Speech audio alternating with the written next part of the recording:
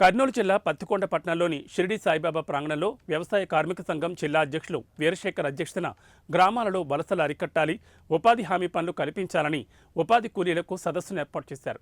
ఈ కార్యక్రమానికి ముఖ్య అతిథిగా ఆంధ్రప్రదేశ్ వ్యవసాయ కార్మిక సంఘం రాష్ట్ర ప్రధాన కార్యదర్శి వి వెంకటేశ్వర్లు హాజరై మాట్లాడారు.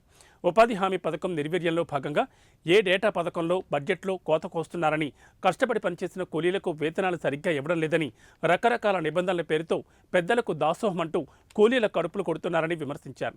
ఉపాధి హామీ పథకం 1,00,000 కోట్లు కేటాయించాలని డిమాండ్ చేశారు.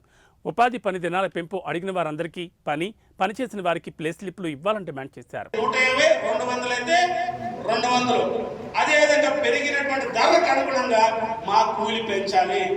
ఇది 3వ డిమాండ్.